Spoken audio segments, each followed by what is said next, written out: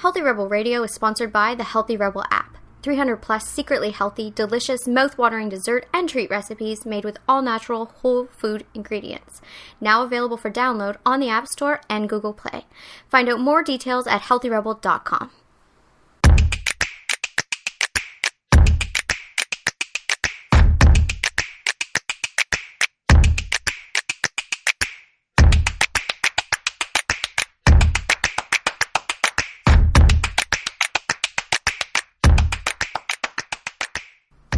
Welcome to Healthy Rebel Radio. I'm your host, Dr. David Deiser. I'm here with my Dami Health Healthy Rebel co-founder, Amy Lane. Good morning. Good morning.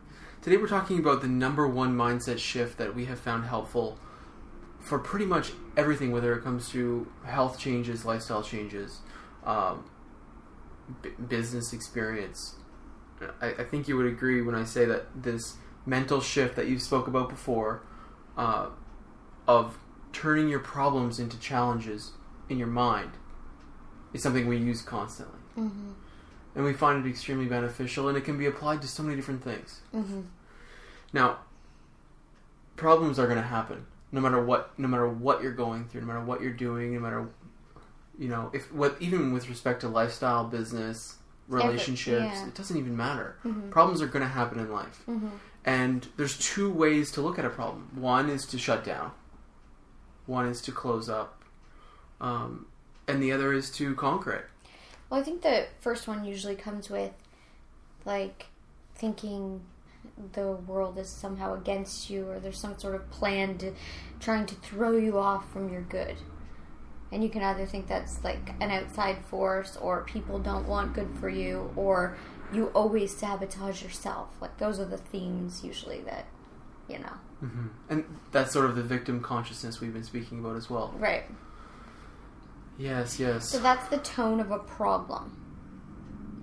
But if you view the same thing as a challenge, then you can shift from that something's against you, preventing you from becoming or doing or having, to something's encouraging you to grow, to be the thing that can have what you want. Mm-hmm. So you can't have in consciousness anything that you're not willing to be. You have to grow to become what it is that you want. Right. So challenges arise to push you to grow, to become. It's a gift.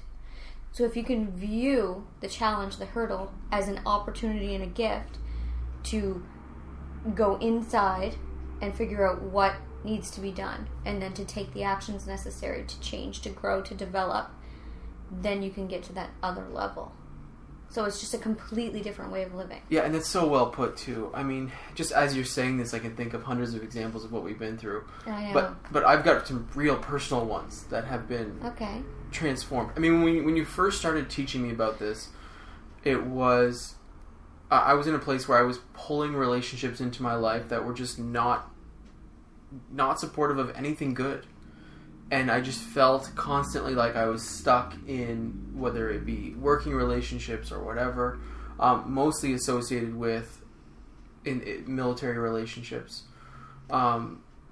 Just strange situations. And a lot of the same personality. Exactly coming the same. In different people. Wasn't that strange? So strange. And you start to think, gosh, am I pulling this into my life? Right. Extremely rude, overbearing, egoic, just tons and tons of different personalities. Aggressive. That have the same sort of underlying tone. Yeah. Extremely, that's always that was always the overlying tone, was the aggressiveness. Mm-hmm. And it was consistent, and if anybody knows you're not aggressive at all. Yeah, I try not to be, and it always would throw me. And this has happened since I was young. Mm-hmm.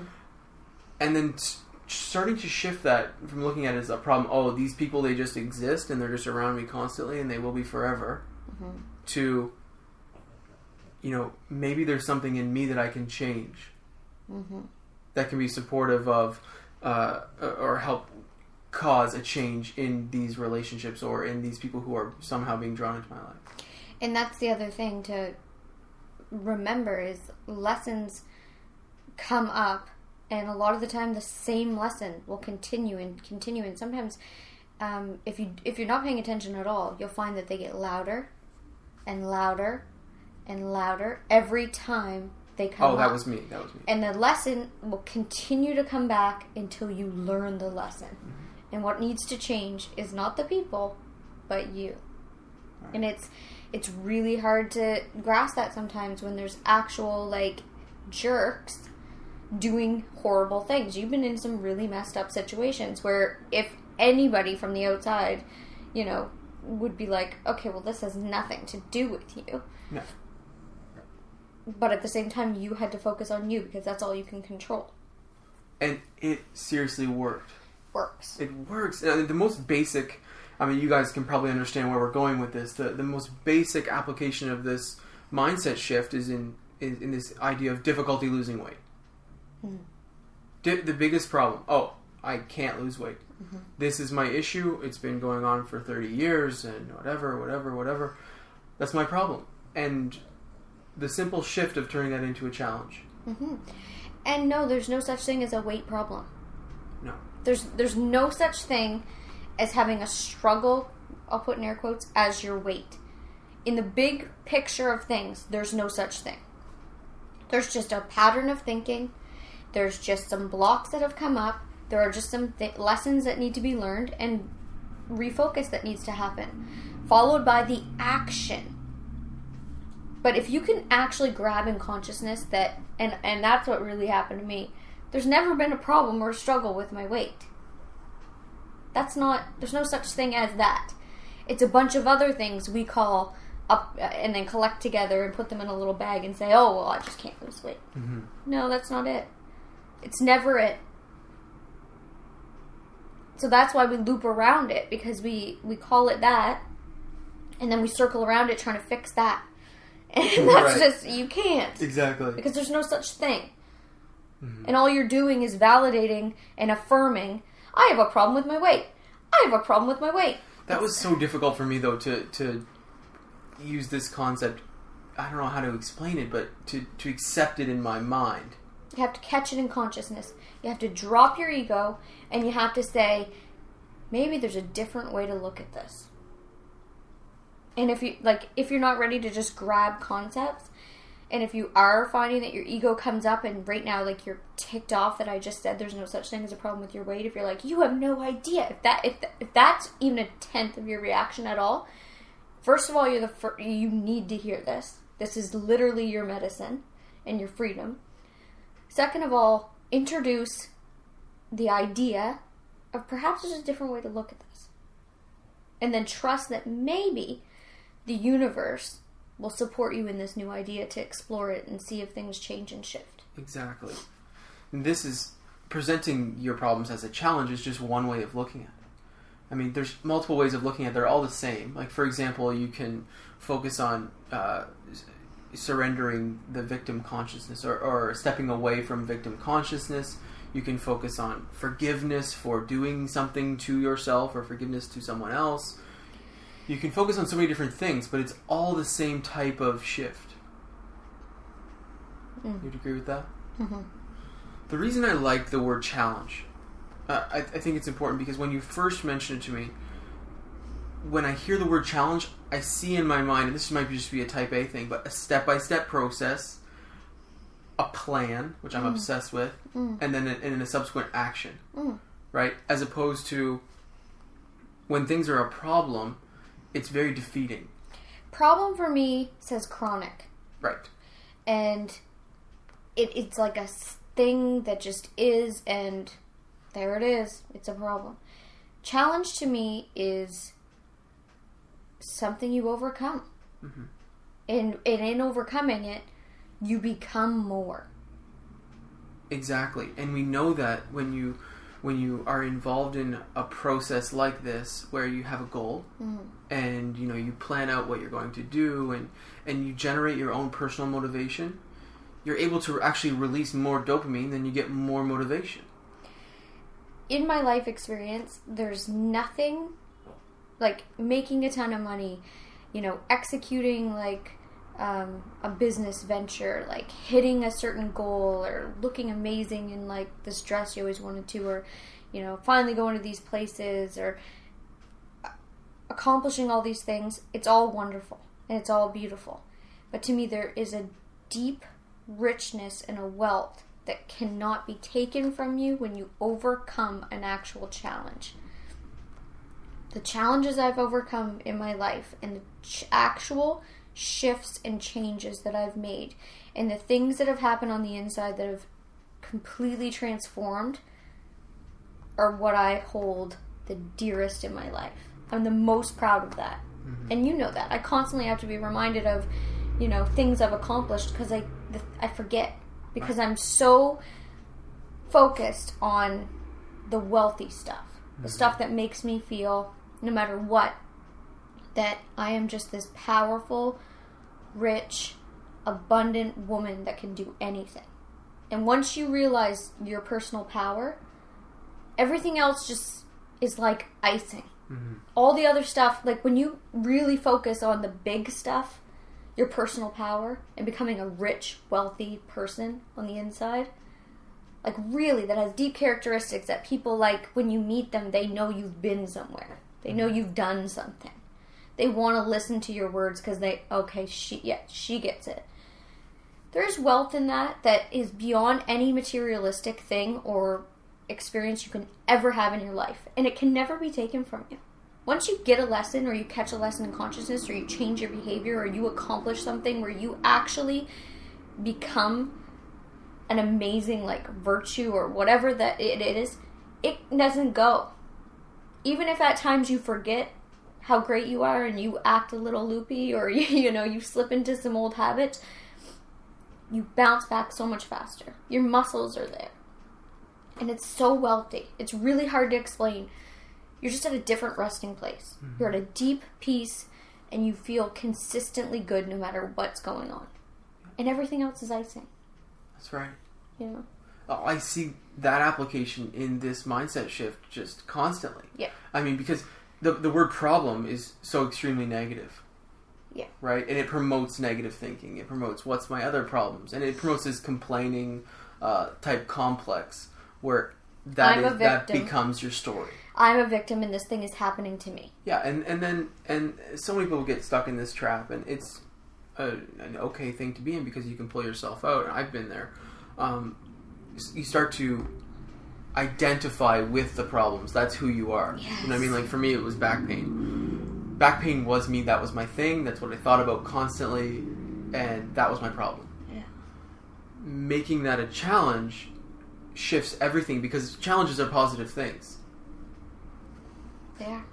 When you're in this process, so now you've adopted this mindset shift. Mm-hmm. It becomes like you're saying, it becomes applicable to everything.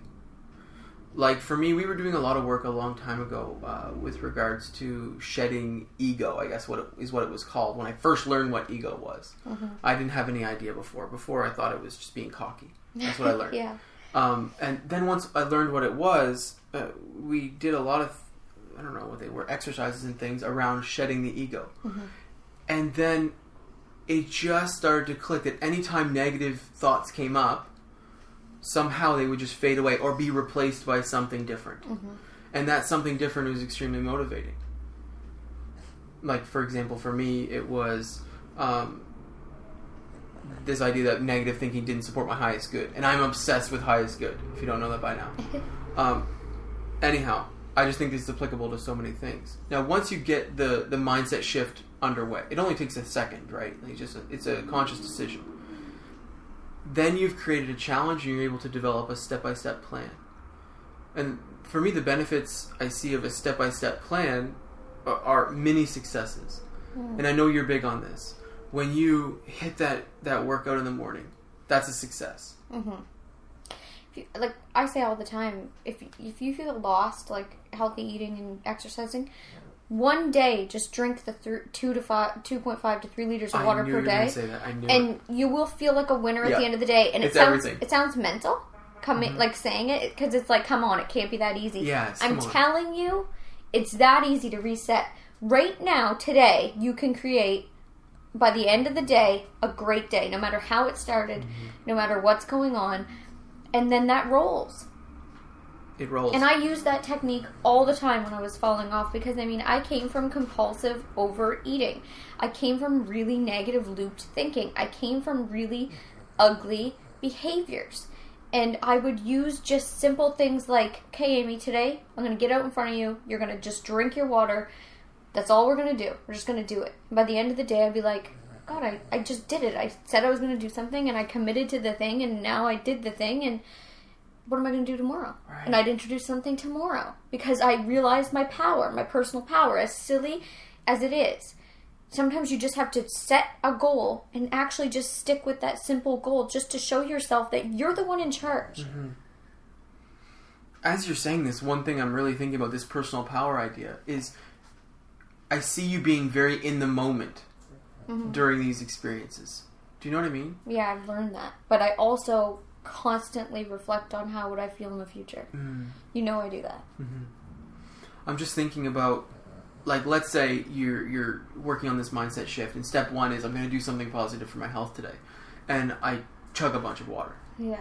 If you're also dealing with, negative relationships or someone's hurting you mentally or emotionally, you still need to be in the moment with the water, and that sounds silly. Yeah.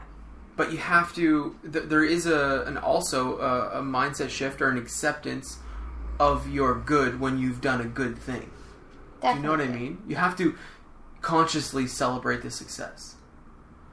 Yeah, and I'm big on. I used to be the queen of putting everything off, and I used to be kind of proud of my procrastination because I would procrastinate to such a point, but then I would get everything done. Oh, definitely. Right? It gets done. So it would be like, I don't know. I don't know why, but it was kind of something I was proud of. But now I'm the type of person that if something's in front of me, no matter, it's where my first reaction is constantly like, I'll just do this later, or I don't want to do this, or I'll just, I constantly just do it. Yeah. You know that about me. Oh, yeah. Definitely. And in that, I get those little rewards every 10 minutes of every day. And you need to be accepting of them. I guess that's really what I want to get across. You accept them in the moment. Yes. And use them as fuel for the next thing. Yes, I definitely do. I think I reward myself just the same way for, just loading the dishwasher when I walk by as I do finishing a huge project for work. Right. I really do. Yeah. I'm like, good for you. And you should. Good for you. You got this done. Now you don't have to do it. High five, girl. Way to go. Exactly. Where that you have to be in a good place around that, because the only downfall that people get into when it comes to that idea is with exercise. When they exercise and celebrate their success, often people think that they can just eat whatever they want. Yeah, and I don't understand that. Because that's not... It's a human pattern that needs to be broken. Right, but it's the human pattern of what treating yourself has to shift into. Treating yourself should mean, you get to a certain goal and you get that new awesome looking workout outfit. You do your workout and you go home and you have that Epsom salt bath.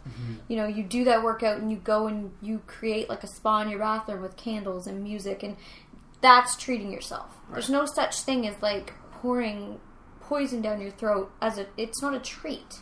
No. That's treating yourself poorly. If you're talking about treating yourself, having that green smoothie is the treat. Yeah, it's a shift in what... I see a lot of people saying that they have their post-workout coffee in the morning. And, coffee's not the best thing for a whole host of reasons, but it's... You love coffee. I love it. Yeah, so... And there's lots of great research for it.